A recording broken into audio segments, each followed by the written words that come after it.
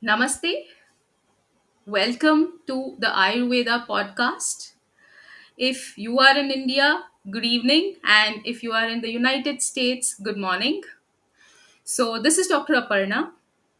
I am an Ayurvedic neuropsychotherapist, and I am on my pursuit of a mission to propagate and address Ayurveda universal holistic mental health by implementing Ayurveda, neuroscience, Bhagavad Gita, and psychotherapy. In my pursuit, and I have given the voice for my pursuit as Global Neuro Mind Veda. So, in my pursuit to address and promote holistic mental health and Ayurveda, I discuss and I organize talk throughs and discussions on LinkedIn and YouTube every week or twice or thrice every month with Ayurveda professionals and mental health professionals. So, when I talk of today's discussion is mainly on Ayurveda and mental health also included. So, when we talk of Ayurveda, health in Ayurveda means samadosha samagnischa samadatu malakriyaha prasanna atma indriya manaha swasta ityabhidiyate. So, the harmony and the balance of tridoshas, what we call as vata, pitta, and kapha, the harmony of the tissues and proper metabolism and agni, the digestive fire, the excretas when it is normal, and also when we talk of health, we talk of mind, body, and self, and complete self, atma. So, mind, body, and spirit. So, when we talk of health in Ayurveda, it is always psychosomatic. So, mental health is always included. So, let me, on this note, introduce my guest, Dr. Sweta Vikram. So, she is a doctor of Ayurveda, a grief coach, and she has written 14 books, and she is a adjunct professor now working in the New York, United States. So um, let me just welcome her and say hello. Namaste, Shweta ji. Hello. Namaste, Dr. Aparna. It's really nice to be chatting with you Yeah. and sharing. And thank you to everyone who's joining us or will be tuning in later. It's interesting to bring in the Ayurvedic perspective from, even though it stems from India, how it's practiced differently in different countries, spaces, how it's approached differently. So I'm excited to share all that with you and to hear your perspective. Yeah, thank you for having me. Thank you. Thank you for sparing time to for the discussion. And my message to people who say that Ayurveda is a pseudoscience. These discussions are meant to tell them that no, Ayurveda is a time tested, evidence based scientific medicine, and it is a 360-degree holistic approach. So let me, on that note, ask you my first question. So, doctor, Okay. how did you incline? What was your point of inclination towards Ayurveda or towards pursuing Ayurveda? Growing up in an Indian home, and I say Hindu home not to make a religious angle, but like just to give a background, my grandmothers, they did these Vedic rituals, right? My mother, who wasn't a doctor or an Ayurvedic doctor or a Reiki practitioner, not trained at least, she was a goddess in the kitchen. She knew exactly what spices to use when people fell sick, they had surgeries, heart attacks. She knew exactly what to cook to heal them back to health. Once Western medicine had done its part. So I grew up with that notion and concept of we can work together, Eastern and Western. But of course, I Sure. was also a teenager, rebellious. If someone said A, I had to say Z. Someone said B, I had to say F. Like, you don't always imbibe. So I wasn't thinking this is what I'll study. My background was in sports nutrition. I've worked for Kellogg's. The one thing I noticed when I was working with athletes was somebody from the mountainous parts of anywhere in the world versus someone who came from a dry region. Why were they eating the same food? Like, how did that make sense? Because my mother would always say we eat seasonally. One part of India eats rice, the other part eats rotis, we eat an amalgamation. Why do we combine? So I'd grown up, Aparna, with all of this. But in due time, I think over 10 years, my mother has been gone for a decade now, a little over a decade. I think it was part of it was trying to keep her essence alive, and I got dove deep into it. Part of me, for a writer, I realized Ayurveda impacted productivity. So when people think Ayurveda, they don't always know what it encompasses. And when I started explaining how Ayurveda impacts productivity, because how we live, how we eat, how we breathe, how we move, it impacts our health, the quality of our life, our relationships, our career. If all that it is in balance, right, you will be more productive. So it started like there were multiple pieces that got me into Ayurveda, health reasons, trying to understand how my mother could be gone so suddenly. How is it that some of us were finishing deadlines like this? Other people, very bright, were getting stuck. Why is it that some people were very, night owls? How is it that some of us were more like the type A's, the pittas, right? So why is it that someone was motivated? Why wasn't someone? And I found all of those answers in Ayurveda. So helping people heal was a big part, but it was also understanding I have a corporate background. And I realized we are not talking about holistic wellness and employee well being. We're not talking about holistic wellness in performance. We're not talking about holistic wellness, Ayurveda, mindfulness when it comes to productivity or creativity. So, yeah, all of these facets got me involved with Ayurveda. And here I am all this while later. Yeah, that is the beauty of Ayurveda. Even I believe that Ayurveda can beautifully complement, modern medicine as well. Yes. So, and also the for our viewers, what doctor was mentioning was the satmya in Ayurveda, that we eat seasonal, we eat local, and one place, in Ayurveda there is nothing called one size fits all approach is not there. It is always Absolutely. a customizable and individualized approach. There is no one size fits all approach in Ayurveda.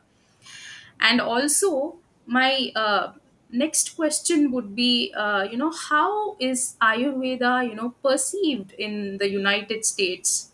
So what do people know about Ayurveda in the United States?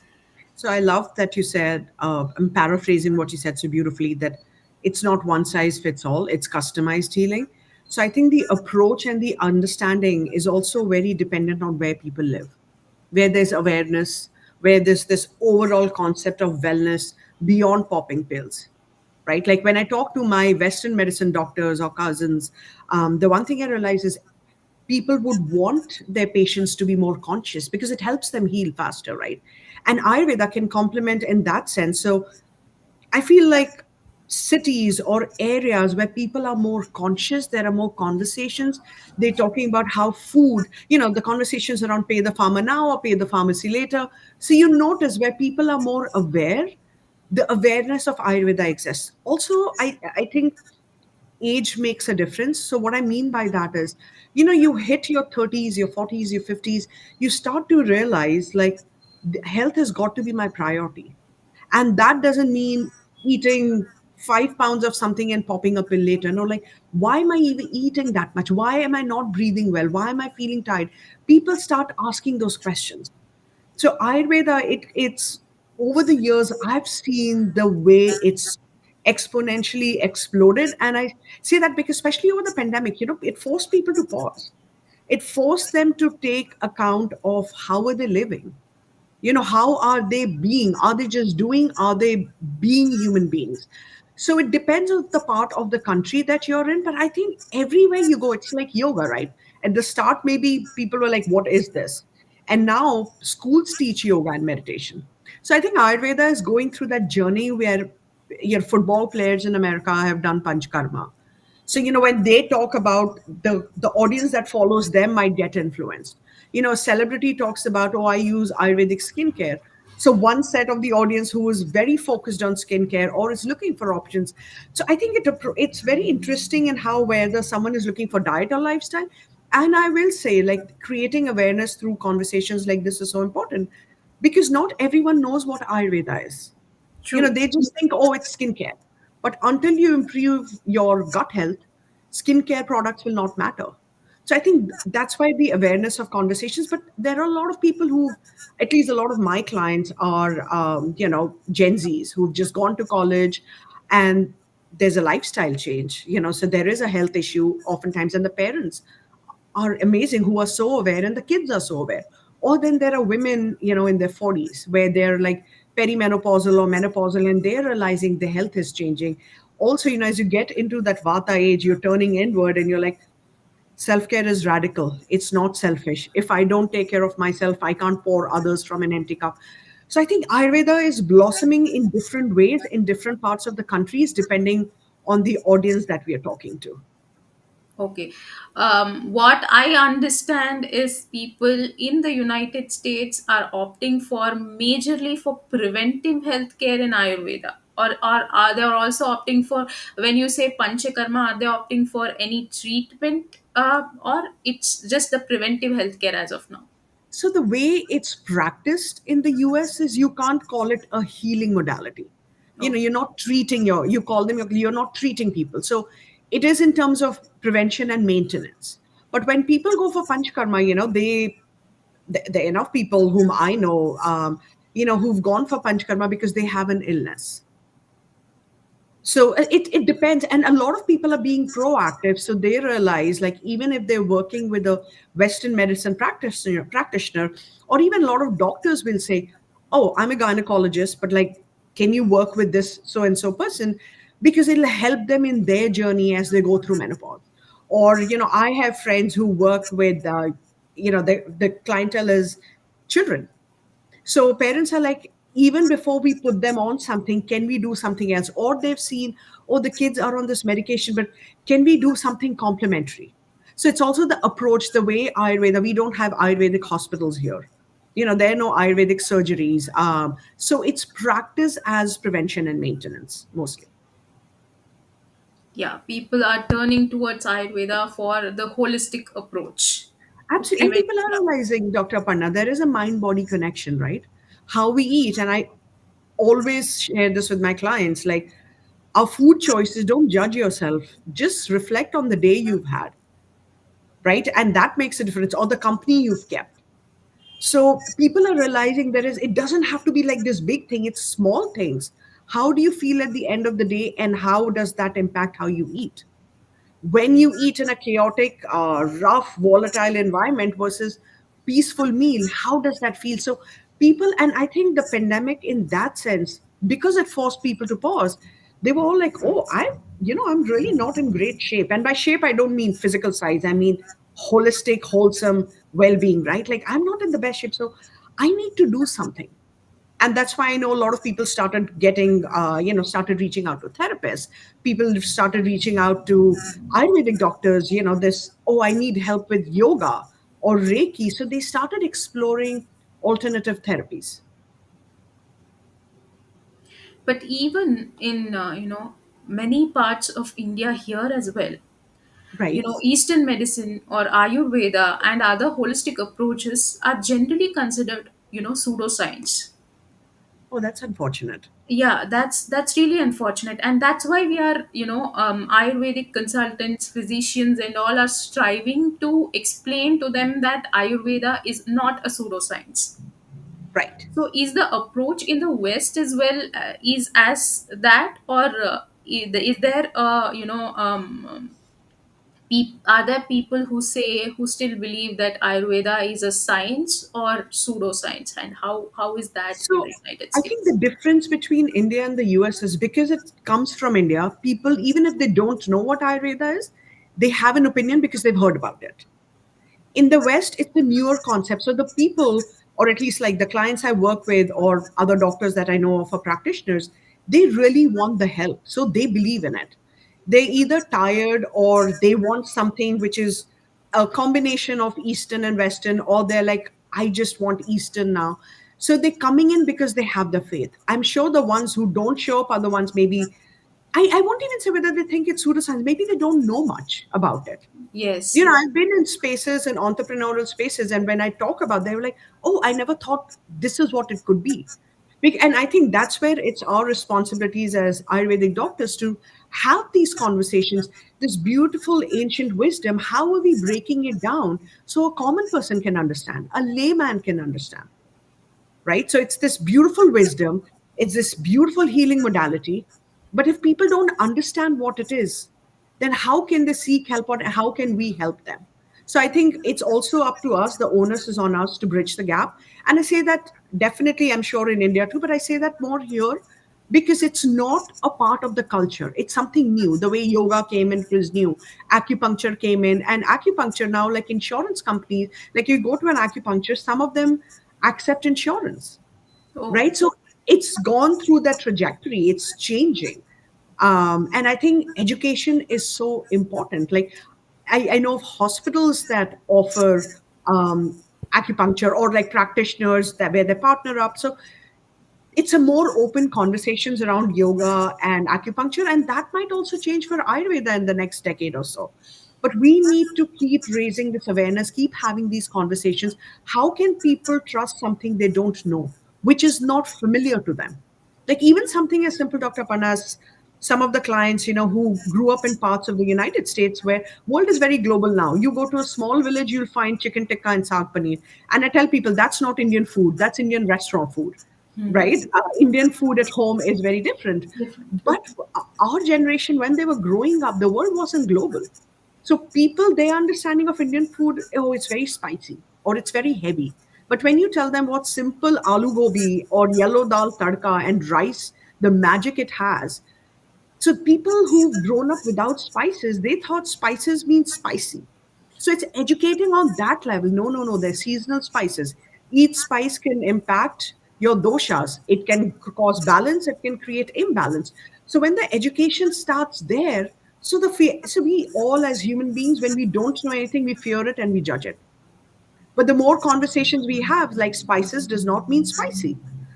Food can be tastier, and the same food that you eat can be digestible if you add spices. You don't have to take an Ayurvedic medicine. It can be your kitchen cabinet. So I think these conversations also shaping up how people show up to Ayurvedic cooking classes, understand, like I'm teaching a workshop in 2 weeks, less than 2 weeks, at a big co-working space in New York City about the restorative powers of Ayurvedic cooking. And this was, I've taught about grief and given talk and all that, but they wanted more about Ayurveda and food. So I was like, okay, let's start here.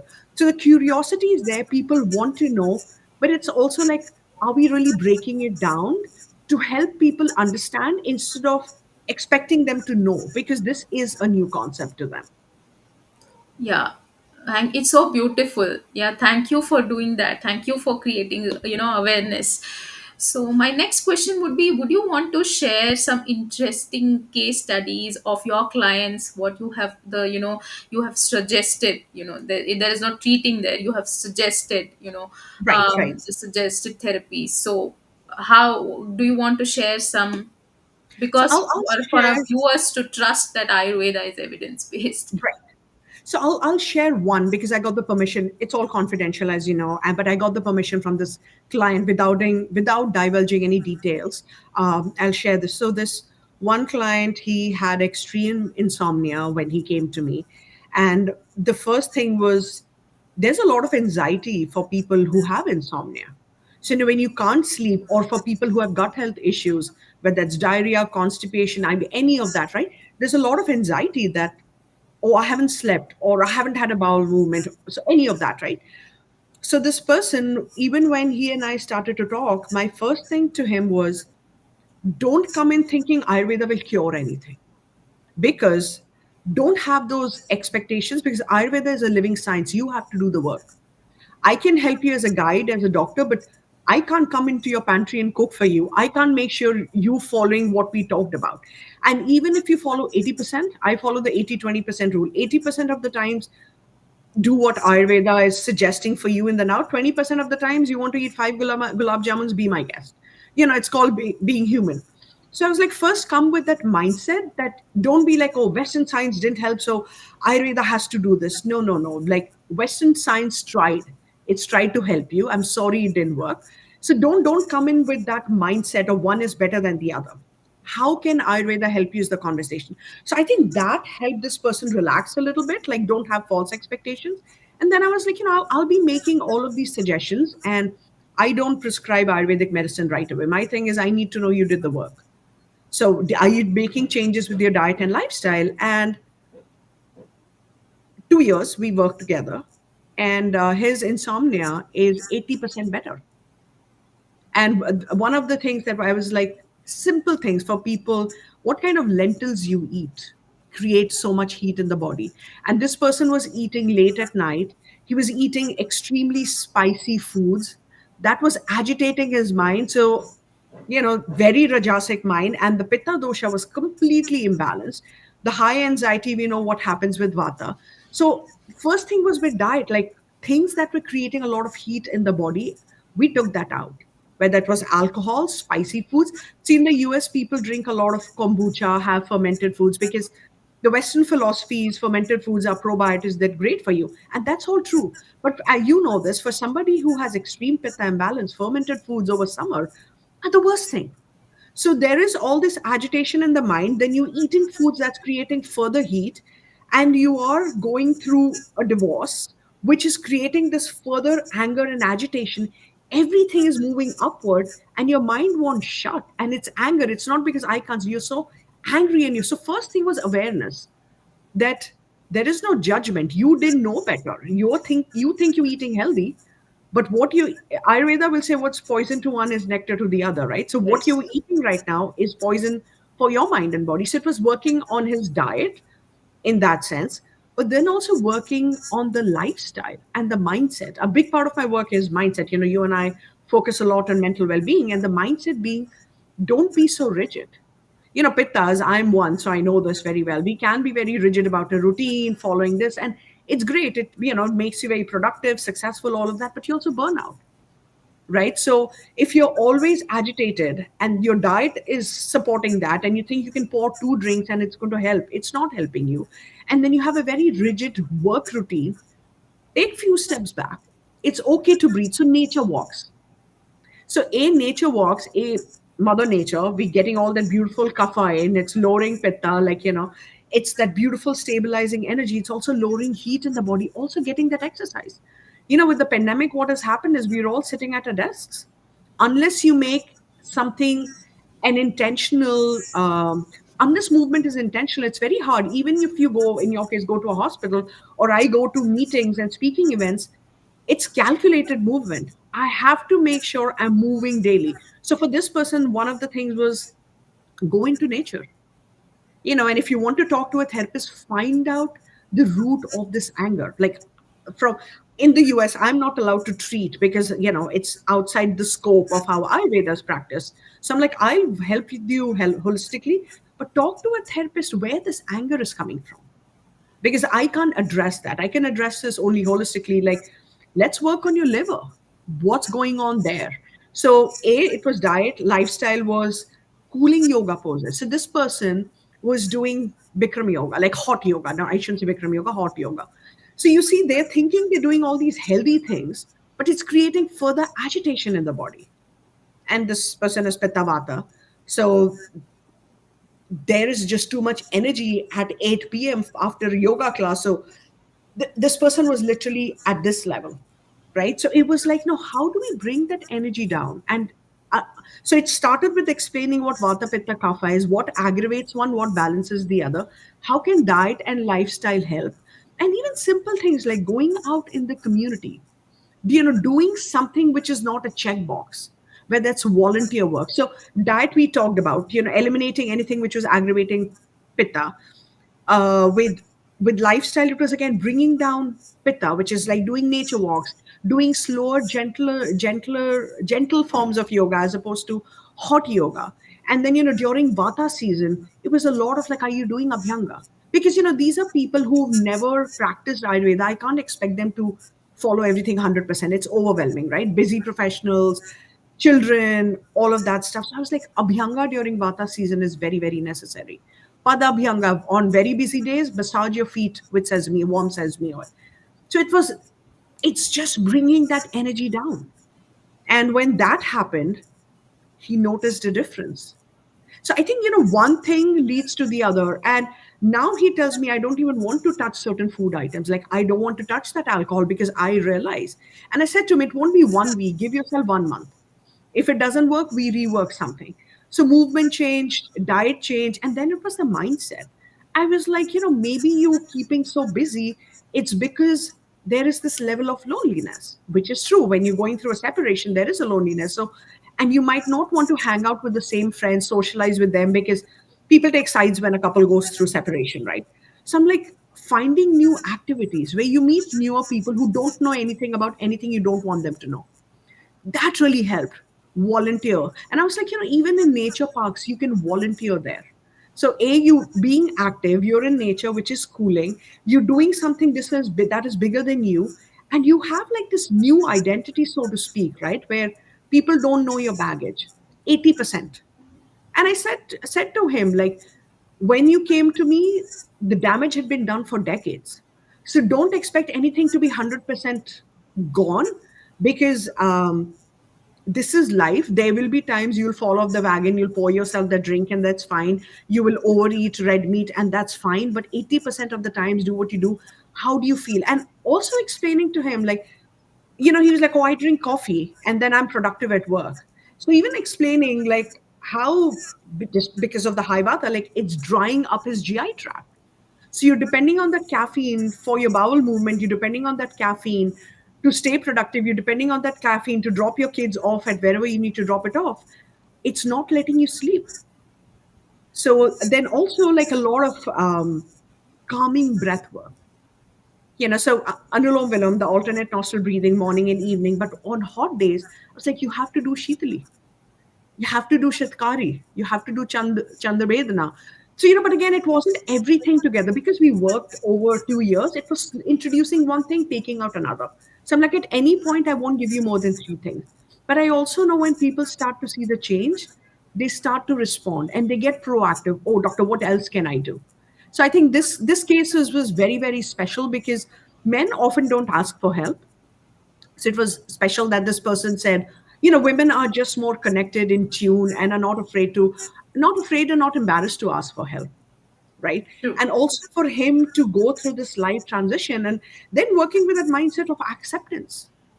It's unfortunate what you're going through. A pitta mind is so resistant because then we also say, I'm like, look at how you being judgmental, look at how you being critical. How's that showing up? Do you have any rashes? And then it was like, oh, how do you know? I said, so yeah, don't go there. It's not magic, it's science. So explaining how pitta imbalance can show up, how vata imbalance can show up. So I think just first was educating, right? Then saying we add this, we take, but I've always eaten, and I was like, and clearly it's not helping you. That's why you're here with me. So, right, being a friend, but also being a teacher. Taking the role of, no, you need to do this, and then also like, so what if you don't? I'm there to remind you when to do it next. So that has been, there have been many other cases, but this was one case that I really want, because explaining to this person that insomnia, anidra, in Ayurveda is a mental health imbalance. It's a mental health issue. So the minute you say that, the framework, everything started making sense to him. First, there's resistance. So, like, I am like a therapist. I said, I'm not a therapist.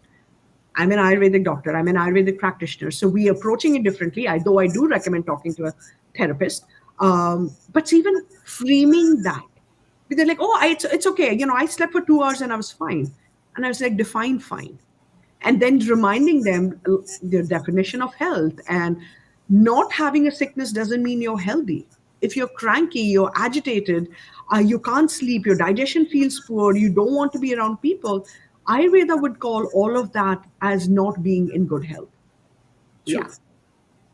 And to summarize for our viewers, what doctor was saying is the beauty of Ayurveda is that we take a elaborate history, including their Absolutely. food, the causative factors we call nidana parivarjana. So what are the causative factors? So if we once we stop the causative factors, and once we take into consideration the food, the sleep, the mental health, the cognition, there are several aspects to taking history. If you have ever been to an Ayurveda doctor, the history Right. taking process itself is very, very, very elaborate.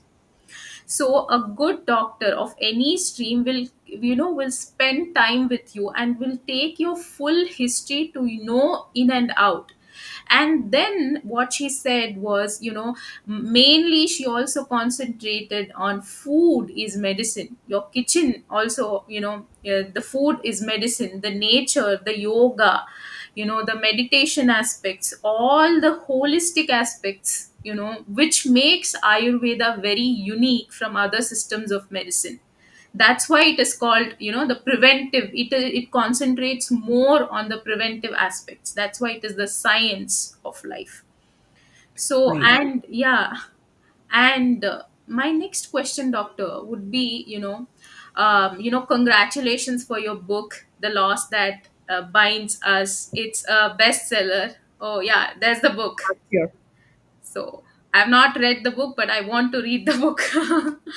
Yeah. Then, if we, how did you get into, being a grief coach and writing this book? So how did this journey, unravel? So for me, last year, 2023, I lost my father and father-in-law, unfortunately and Sorry. unexpectedly, within 2 days of each other. And you think you're really prepared for anything in life, and then you realize you're not. And because it all happened so suddenly, it's only after I came back to New York did I realize. I knew, and I was very close to my father. Uh, I understood what that loss meant, but you're in a robotic mode. While you're navigating grief, especially two families, two different set of sorrows, two different set of people, two different set of traditions, all of that. And so and my father and I would talk about everything, Aparna, right, from women's rights, social justice, to Kabir, to Rumi, to Greek philosophers, like literally just about everything. And he would always say, like, grief is, it's, the when we love someone, it's, how do I say this? Grief is the price we pay for love. And grief is not necessarily only about losing a loved one. It could be the end of a friendship, a relationship, opportunity. The intensity will differ, of course. But, losing your health. You and I, we work with people who've lost their health, and there's grief around that, like life is passing by, right? So there were so many aspects to grief, and I realized there was not much being said about so there are a lot of beautiful books which are very, from my perspective, very clinical in terms of this is grief, this is what happens, this is what you can do, you get to the other side. But I couldn't find any material which was simple when you're in the middle of grief, which is dark. Oh, grief will show you the darkness within you and the people around you. And eventually, and I don't think healing, it just stops. Like, I think for me, the healing will continue until my last breath, right? And the grief is temperamental. It goes, it comes back. Something will be a trigger, might not be a trigger. And I couldn't find something out there which would address all of these. You're heartbroken, and you're not just heartbroken because you've lost a loved one. Your world changes when you lose a loved one. People show their true colors, or you had expectations, your relationships change, your identity transformed. And I was like, all of this, I wish there was a simple manual. So there you go. It has 108 tips to navigate grief, and it addresses every aspect of grief. When you're sitting in that dark loneliness of grief has just hit you and you have all these feelings, and we live in a world which needs to be only an Instagram highlighted reel, like, oh, I'm living my best life. That's not real life. There is a heartache, and there's Jekyll and Hyde in all of us, right? But we're not allowed to show the dark side. So I write about the dark side. that disappointment that you have it, because Ayurveda will tell you, right? Manas, our mind, 80% of the diseases start there. So if Western science will tell you unrepressed, emotions can lead to autoimmune diseases. 60% of autoimmune diseases happen to women, very often rooted in emotion. So grief is also such a big emotion. It's impacting your organs, it's impacting how you show up. Grief in the workplace, we don't do much about it. We talk about maternity leave, but we don't talk about women who are going through menopause. We don't talk about people who've lost, and having maternity leave policies are very, very important. But having these conversations, we should also hold space for them. Imagine an employee, someone like me who's lost two people. I'm supposed to show up to work and do a big presentation. How can that be authentic? So I wanted to start talking about grief, and not in this heavy way. Grief, like kapha, is sticky and heavy and pulls you down. I wanted to talk about grief in there is also light. How do we honor the people we miss? How do we honor the relationships we miss? How do we find peace? The reality is they are gone, and you have to honor your life as well. So, how do you continue living without remorse or guilt? How do you honor the fact that you're alive, and what a privilege it is to be alive? And that's why I ended up writing this book, which, it starts with the raw aspect of what grief can look like. And just because your world has changed doesn't mean it's other people's. That mean person will continue to being mean. Your grief doesn't change them, right? At the same time, just because you were this person who showed up for a million people, you won't stop doing that just because you're grieving. So somewhere you need to recalibrate too, right? So grief gave me a chance to really grow up and look at my own, pardon my French, I call it BS meter, bullshit meter. Like, where did I need to change? I can't just keep telling people the world needs to change. So it's a grief can also be a place of really good self growth, right? But also, people very often, I know I felt lost. Like, okay, now where do I go next? This is the part of grief I'm at. Where do I go next? Everything is too clinical. And so people tell me, in the stage of life we are at, we lose more than we gain. When you're in your 20s, everyone around you is alive, healthy, friendships are going great, all of that stuff. But as you get older, life gets more complicated. So the world is grieving. So people tell me when they read this book, they just close their eyes, they open a page, and it's what they're seeking. The book offers them that. So it's 108 tips, and they're really, really short tips. I didn't want, during grief, you don't need to intellectualize anything. So how can we simplify that? And that was the idea. That's such a long-winded answer, but I had no short way of explaining. Like, I was trying to process my own grief and wanting to honor what my dad wanted, to normalize grief and have an offering for people. But it also helped me in my healing journey, where it worked as a mirror on what I needed to work on myself. But at the same time, be unapologetic about self-care, be unapologetic about building healthy boundaries, be unapologetic about taking care of myself. Like, both my parents are gone. How do I find that anchor? I mean, like, the people, when they drink or eat excessively or do drugs, they're not good or bad people. They're just trying to find that anchor. I'm fortunate I had Ayurveda, yoga, and meditation. It could have gone the other way as well. So I wanted to highlight that for people. Sometimes don't rely on your motivation, rely on your habits. So I had this habit, like, even when my dad was unwell, I'm not going to go to the gym. Like, I wanted to spend waking hours with him. I would walk up and down. So that was my alone time, because nobody else walked up 11 floors with me. But also, it was my workout, because how else do I release that stress? Right? There's no place for me to do yoga asanas, like a place as in place in my day to do. I was shuttling between two cities, but I could still meditate in Uber. I could still climb the stairs, which give me some, which that just meant like I was healthy, and she was able to show up in a sane, stable sort of way. Because, I had these stress hormones too, and I needed to release them, and movement helped me do that. Like, I was very cautious of how I ate. Like, I don't eat after a certain time. And I continued doing that. Like, I'd rather skip a meal than eat at 9 p.m. And I'm like, because I have so much to digest right now emotionally, my Agni will go crazy if I'm trying to like digest dinner at 9:30 p.m. I needed that lightness. So being able to apply those Ayurvedic principles, and I share all of that in the book. Like, Ayurveda is so scientific in how it helps you even grief. Forget like working on Sadak Pitta, Tarpak Pitta. No. How, if you're feeling heavy, how do you keep the lightness? If you're feeling too fiery, how do we cool you down? So it was summer, it was hot in India. So even in Uber, I was doing like my Sheetli and Sitkari pranayam. Like I was doing like deep breathing before getting to one ICU, switching roles, getting to the other ICU. Chai for me, and it's also like, I love what you said about we eat seasonally, we honor in Ayurveda, like we eat, where you grow up, like food miles count. But Yes. there are also somebody who grew up in South India and they might eat yogurt at night and they're still okay. So there's also for them, because it's what your body recognizes. So for me, Yes, that is chai, satmia to them. Yeah. exactly. So for me, chai is satmia. I don't do caffeine late at night, but that was, I didn't want to eat when I was traveling, but when I had chai, it was also my bond with my father. So I was like, everything in the world is changing, but this is still consistent. So even when I waited outside the ICU for my father-in-law, I would go to the chai tapri and have chai. I said, this anchors me. So, and that's a beauty of Ayurveda and mindfulness, right? They will tell you in the now what can anchor you. Even while you're going through a funeral and multiple cities, God forbid anyone has to go through what my family went through with two deaths back to back, you can still root yourself. People will say mean things because everyone is grieving. But how do you maintain your cool? Even though you know it's not kind what they're saying, how they're behaving, I don't want to be that person. We can't be that bamboo tree who moves every time the wind moves, right? Like, and wind being the metaphor for emotions. I'd rather be a banyan tree who's stable. You say something mean, that's your karma. That's your emotion.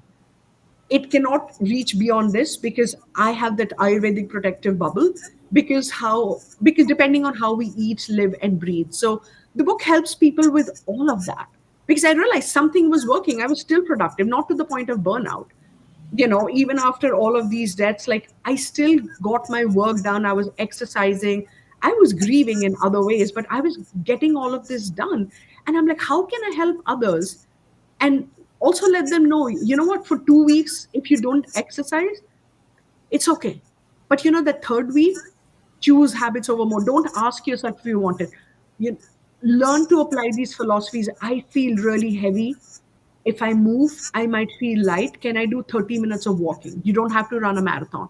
So, all of that I include in this book. It's not just about finding that peace within, but also creating a peaceful ecosystem. Like, it's funny, I was just saying this to my very good friend of mine. I took the day off to hang out with her, and I was saying this to her and my husband both yesterday. It was like, I cannot do toxic relationships any longer. I just can't. Being raised in an Indian family, it's like, let it go, jane do. I was like, I just can't. Like, losing my parents so early in life has made me realize life happens like this when you're planning it. So learn to honor that. Doesn't mean you have to be mean to people, not at all. Doesn't mean you have to say, these are my boundaries, I won't talk to you. Just keep growing. Anything which is heavy will fall off. It can't take the lightness. Ayurveda again. The kapha stagnation will stay here. You be that light vata and keep growing up. I loved, how amazingly you explained that the Ayurvedic way of life, the yoga, the meditation, Right. also, helped you get out, heal from the grief. Right. So yeah, so Ayurveda also, can help to a great extent to, improve our mental health. So this is what more proof than, this. Absolutely. And Dr. Aparna, you asked me about like this is why I got into grief coaching. Bless you. But I bring in Ayurveda into my grief coaching sessions. It's like, how are we doing diet, lifestyle, and herbs to help somebody grieve? Like I always say, in the US, we have territories of who works what. So I am not a mental health counselor.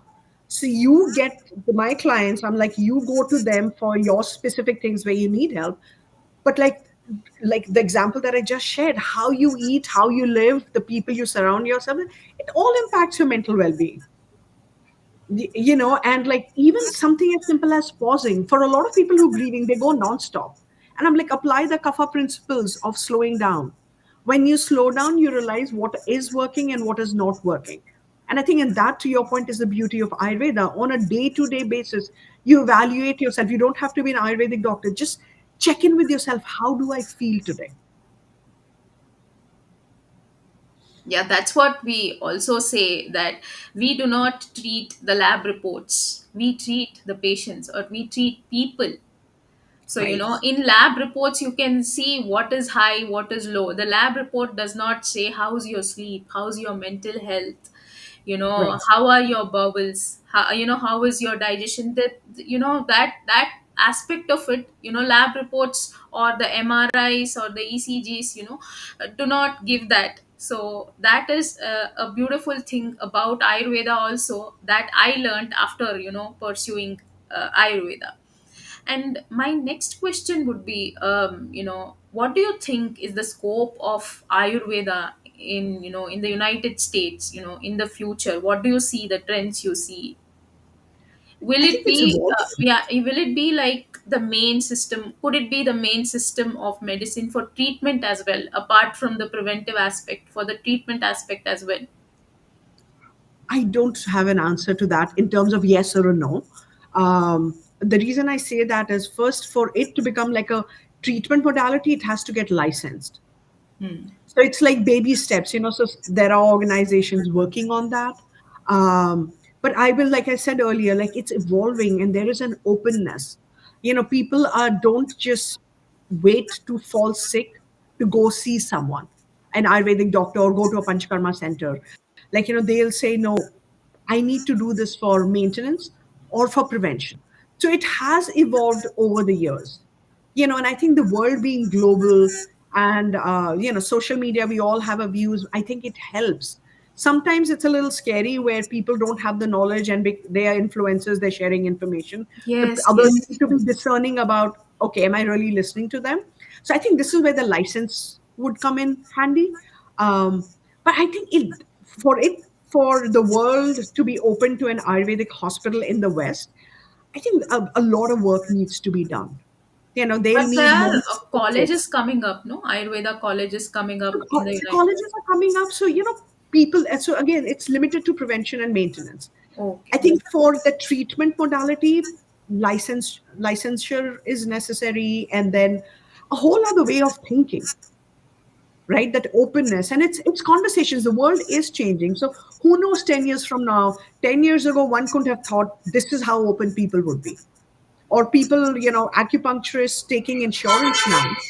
um, they couldn't have thought 15, 20 years ago this is the level of openness. So we'll have to wait and watch, but I'm very excited about the scope of Ayurveda, and I'm excited about um, how open the younger generations. I have a lot of faith, like, when I see Gen Z's reaching out, connecting, because they understand something is not working or they could be doing better. So I love that the younger generation is so open to it, and they are the future.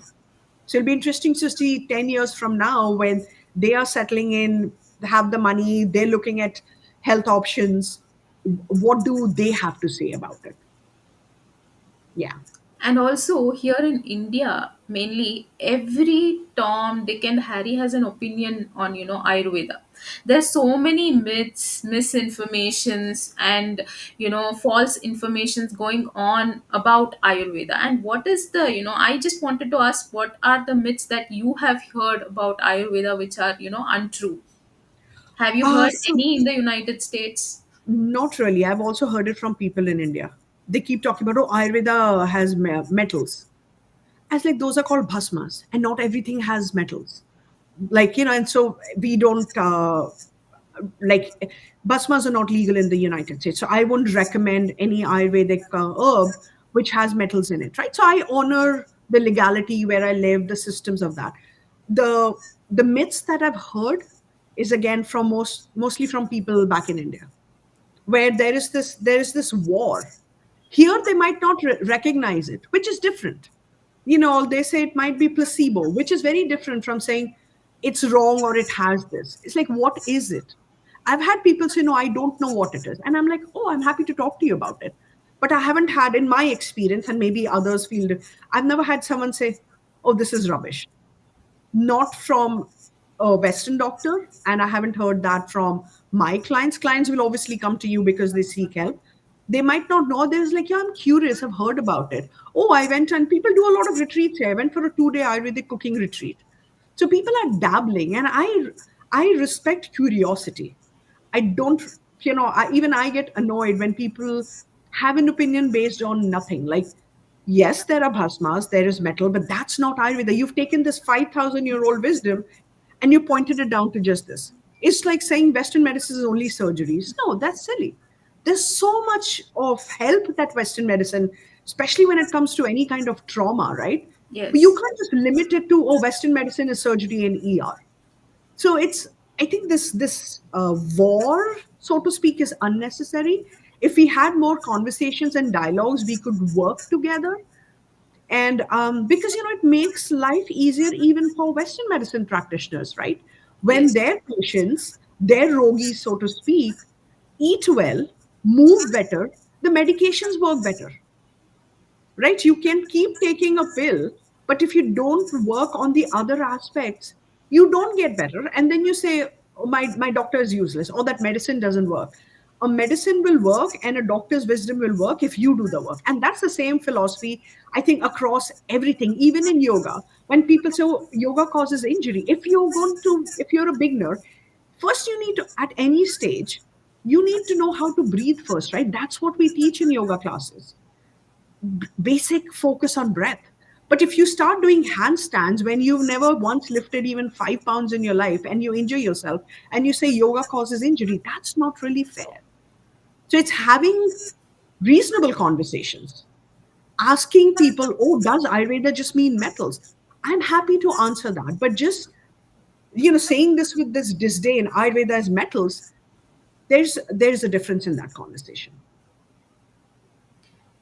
My last question before I let you go, it would be that what is your message to our viewers, like when you have been a non ayurvedic practitioner to being a ayurvedic practitioner now, Right. what ayurveda can do you have a message that how ayurveda can change is has changed your life, your clients life of your clients, and it can do it for other people, our viewers as well, who are new to ayurveda. Absolutely. So, for a lot of people in the United States who didn't start off, we had other careers and then we became Ayurvedic doctors. It was always a personal story. So, without getting into that, I'll tell people I'm living proof of if you eat well, live well, breathe well, if you're cognizant of how you exist in this ecosystem of other people and humanity and yourself, your body will heal, your mind can heal. We and so make wellness a priority. It shouldn't be something you do after you've done other things. And then don't come to an Ayurvedic doctor and say, oh, but this didn't work. Did you do the work? So own it, own your well-being, own your pride, make wellness a priority. Like, people are like, I'll give you an example, and I used to do that too. Going on vacation had 50 million things. Now vacation for me and my family is also restoration, and that's how we live our lives. I cannot do back-to-back things. I refuse to do that. Today happens to be a day where I have to do many back-to-back things, but it's an aberration. That's not how I live. And also being flexible, that sometimes you have no control over your schedule. So you say gratitude that in a world where so many losses are happening, I have a productive day, right? But tomorrow morning, I'm going to scale back, do a gentle yoga class, do a Bhyanga. So all I'm saying is Ayurveda is the science of life. And if you nourish it, it nourishes you back. Try it. But be very wary of, who you're working with. Because when we get into trouble is when we start to work with anyone. So, ask questions. Your doctor will help you. Be curious, but keep an open mind. And ultimately, you have to realize how you eat, how you move, who you talk to, what you watch, what you read. All of that impacts your health. It's not just eating salad and running 5 miles, but then going to bed at 3 a.m. It's wholesome. So if you're ready for wholesome living, I promise you, the one thing, I never make promises because life changes, you just won't want to go back to any other way of living. Because when you find that peace within, when you wake up and you feel that joy, and when you don't feel joy, you check in and you know why you don't feel the joy. It's just a beautiful way of being. So yeah, ask your doctor how you can experience this joy of being. So Thank you very much. Thank you very much for that. And because of a busy schedule and time constraints, I am letting you go, and Thank you. I'm awaiting some more interesting conversations with you on Ayurveda and mental health in future. So thank you, doctor. Thank you for being a part of my the Ayurveda podcast. So, and Thank you, as you Dr. said, Aparna. as you said, even I did not choose Ayurveda, by choice. I came to Ayurveda by chance because I missed my merit MBBS seat. I had no other option. Either I had to take BDS or Ayurveda or homeopathy. So I Right. came to Ayurveda, by chance, having ambiguities and doubts inside me. But Of course. I feel this is the best decision I have ever made in my life, because Beautiful. being in Ayurveda, I've also learned, modern allopathic medicine as well. I've worked in the Right. allopathic field as well. And also I felt that if I would have chosen MBBS, I couldn't have learned the Ayurveda in detail how I learned, like this. So Right. Ayurveda also has changed, my perspective and my way of living. And so, for our viewers, and finally, thank you very much. Namaste. Thank you. Thank you, We will Dr. meet you Aparna. again This soon. was Thank you. lovely. Thank you. And to everyone who joined us and will be watching the recording, thank you for making the time. Be well. Thank you. So, thank you, viewers. Stay tuned for more such conversations on the Ayurveda podcast. And I'll be back in the next session on a different topic. So, thank you. Stay tuned.